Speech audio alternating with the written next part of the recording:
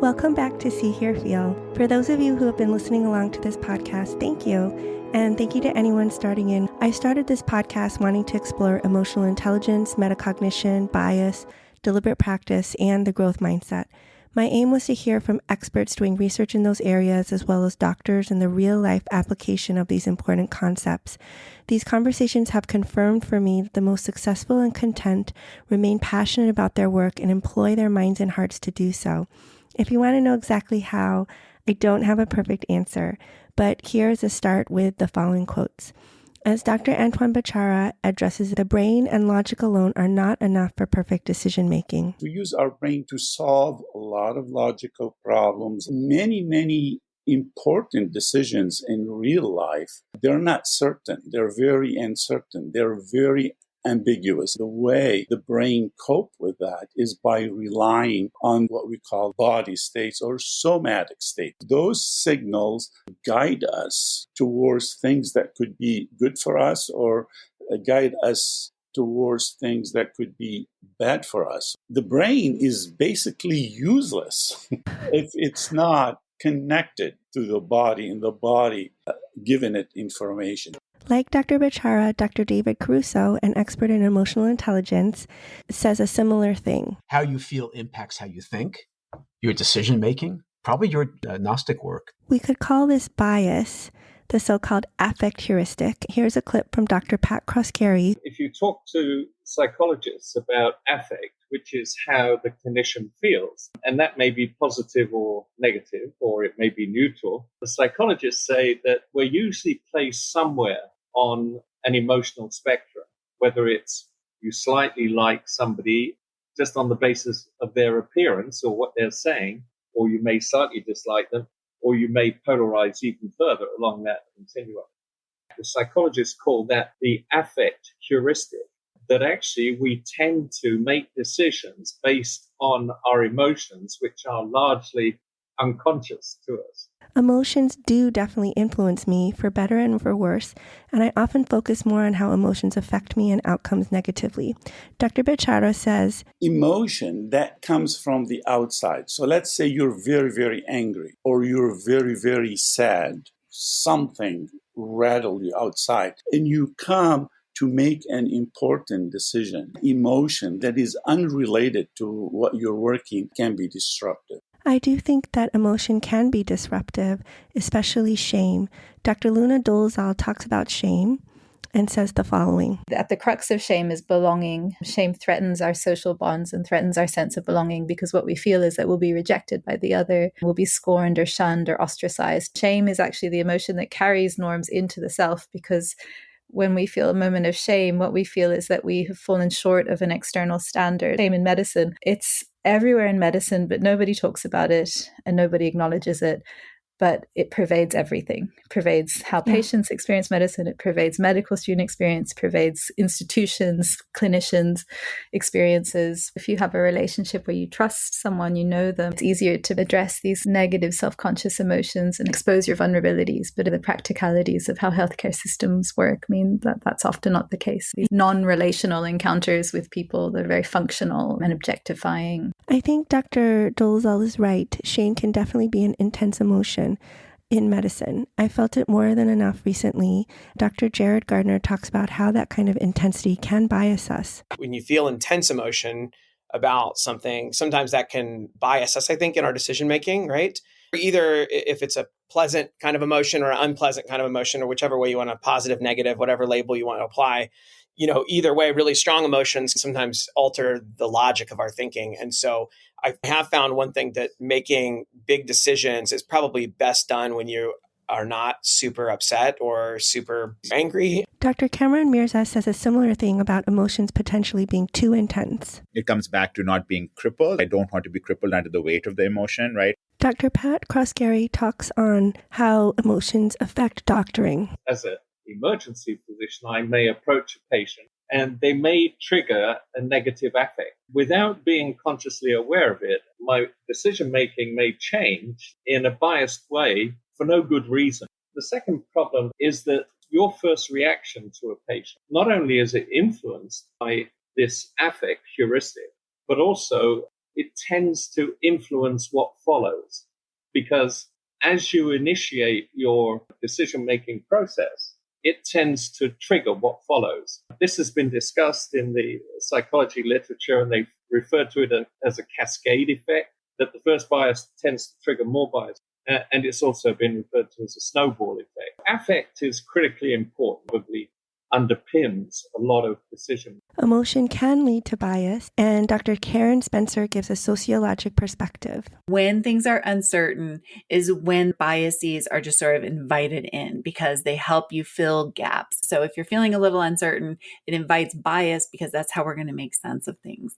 Doctors are just like the rest of us. When we're tired and hungry or cognitively overloaded, trying to do too many things at one time, our decision making suffers. And that matters if you're having a discussion with your spouse or your child or your patient. Those same things matter in lay circumstances or in these kind of healthcare settings. That's important. Diagnostic certainty is very predictive of taking action.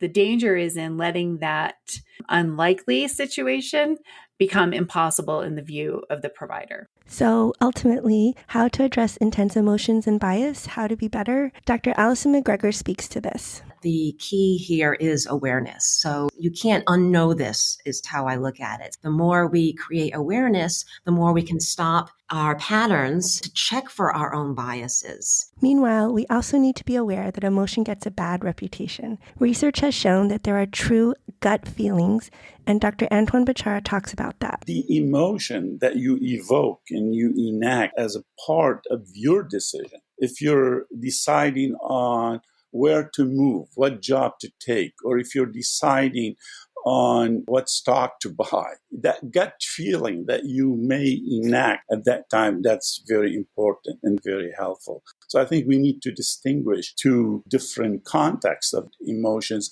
the context where emotion can be disruptive versus calmer emotion that's actually much more beneficial. Cultivating the ability to listen to your gut feelings, that can create confidence. Here's what Dr. Philip McKee has to say about confidence. I think that's one of the critical things to succeeding in whatever you do is being confident in yourself and of yourself. And when you've got that, then the world's your oyster.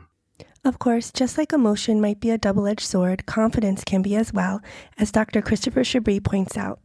It's a little bit of a feedback cycle, right? So part of the illusion of confidence, that confidence doesn't always perfectly match, your ability, your competence, or something like that. In fact, we are often more confident in our abilities and our knowledge and our memories than we should be. So what do I do about the seesaw of emotions being potentially bad and good, with the same thing being true for the gut feeling and confidence? How do we know when to trust a gut feeling versus mistrust it as a negative bias? Dr. Jong-Sung Yoon and Dr. Kyle Harwell touch on this in their episode about deliberate practice. Here's a clip from Dr. Kyle Harwell.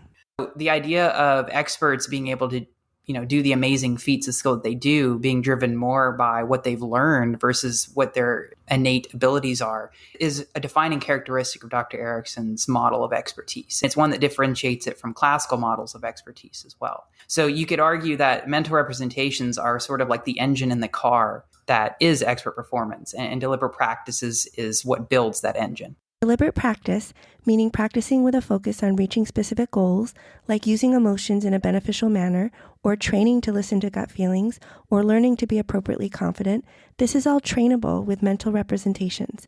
I think we can relate to this as physicians because we do this in our diagnostic work.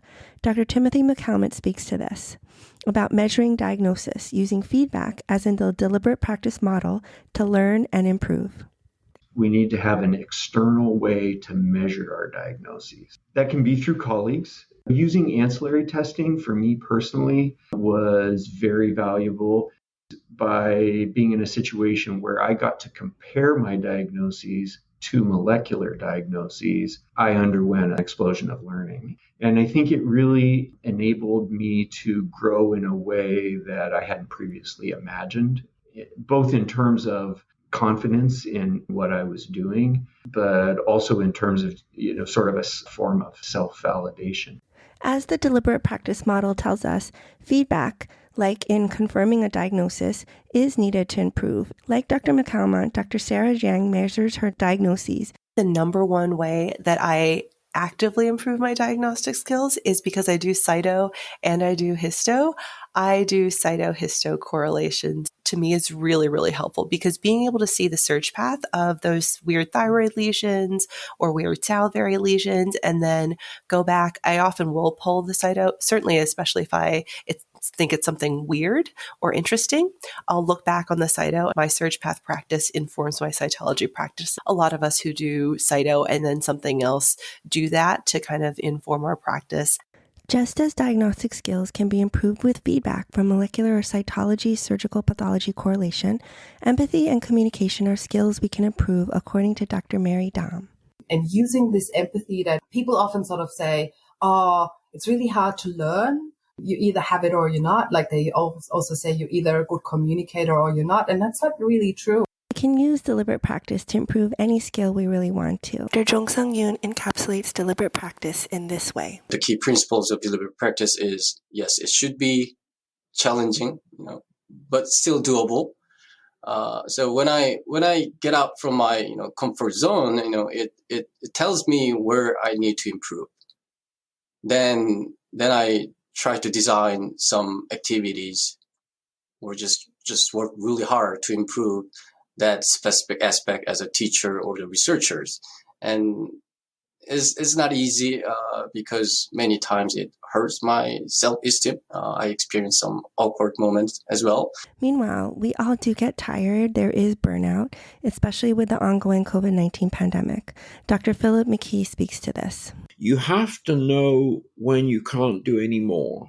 You have to realize whether it's 6 o'clock or 7 o'clock or 8 o'clock, whenever it is, you have to realize, okay, anymore, and I'm not safe. My concentration is gone. And so you must stop then. Definitely knowing when to stop or take a brief break is important, not only for our diagnostic work, but also our emotions, as Dr. Kamran Mirza suggests. Talking to my middle child, it wasn't such a big deal either. And she just looked at me and she's like, Dad, I just think I need a few minutes to reset. And I was like, reset what? And she's like, just reset my emotions. And I was so proud of her. Dr. Amy Paller talks about how this kind of taking a pause can be very difficult. Being able to step back, take a deep breath, think a bit, and in a very calm manner, explore and try to get everyone on the same page. The time to do that, slowing down and really listening, is always at exactly the time when we don't have the time to do that. It's when we're stressed, when tensions are high, when we have a time crunch, that we often find ourselves in these situations where we must take a deep breath, where we must speak in a very calm, reassuring voice. But that's what we have to do to turn around and diffuse a situation. This type of learning to pause and take the time is something we can all work on using deliberate practice at home and at work. Dr. Stephen Chen speaks to it. When I'm faced with something that really stresses me out and it almost feels like a personal attack, I need to stop. I need to take a deep breath. I need to think about how that person is feeling. And I've learned how to extract myself from certain situations so that I don't say something that I regret. I can approach it in a very mature way. The fact that I can use those exact same skills with my kids at home is not lost on me. I also think that some people just get it. Some people have got it, but it's trainable. It all comes down to the fact that we are all human. Here is Dr. Pat Kroskeri speaking to that. A lot of us are being manipulated by these biases, subconsciously or unconsciously. I think most people aren't aware of it. People have even argued in medicine that doctors aren't vulnerable to biases, to these kinds of biases. And I find that shocking, that we should be considered different in a fundamental characteristic of human behavior. Why should doctors be any different? There's nothing in our training that actually trains us to be objective and de-biased and aware of biases. In fact, quite the opposite. There's an absence of training. Doctors are definitely human, and Dr. Katie Jobbins touches on being a doctor and our humanity. It is sometimes completely inhumane what we think of what we're supposed to do. It really has disconnected us to who we are and where we are. I focus a lot on this with my trainees, that this whole act of being kind, if you're not kind to yourself and you're that hard on yourself, recognize how that really can affect us long term. It is much better to be a human being and be your full self, be your authentic self with a patient, with your colleagues, in a meeting, than it is to be someone who is hiding that. It allows for us to have a deeper connection and oftentimes models the behavior we want our trainees to do. It is our natural state of being to have a gamut of emotions. Being human means that we do have emotions, we do make mistakes, and doctors are only human and leaders are only human, as Dr. Olaleke Folaranmi points out. Let them see you as human and let them know that you see them as humans too, and that makes you a better leader. You see the human face to leadership. Similarly, Dr. Alison McGregor touches on being human. We just have to have this sort of culture of openness and forgiveness and not of perfection. Being open helps us connect, and Dr. John Ho is committed to increasing connections for him using Kiko and connecting doctors. I want us to feel that connectedness, that togetherness. Connections keep us strong and help prevent burnout, which Dr. Michi Shinohara talks about, and she also gives practical tips on how to decrease stress while we try to fix systems that create burnout. Exercise, making art, meditating, hang out with my kid, going to therapy, all those things that I know I need to do to complete my stress cycle. For my husband, it's gardening, spending time with our kids. I think it's a little different for everybody. Ultimately, as doctors, we often are trying to fix problems, but being a good doctor is not just about problems or just about diagnoses, but really seeing patients, as Dr. John McGrath covers. This process of diagnosis is filtered into clinical expectation and reality as well. So trying to appreciate what's going on, setting a scene for you then to be able to intervene on levels that the patient thinks are useful to them. And I guess that sort of dilutes the meaningfulness of making an accurate diagnosis. But one is always trying to help the entire patient. And I guess that's the ethos that drives genetic skin diseases and many other aspects of trying to be a good clinician. And Dr. Timothy McCalmont sums it all up really well. We can understand ourselves as humans a little bit better, and we can use that to be able to make our professional life strong and vibrant. Understanding ourselves and putting ourselves in a situation to succeed. We can play to our strengths and make ourselves better physicians, better dermatopathologists by thinking about what we're doing. Hopefully you enjoyed this summary. Throughout this podcast, I will continue to explore conscious emotions versus gut feelings, mental representations versus mental schemas, bias versus heuristics, and how each of us can continuously improve. Thank you for listening.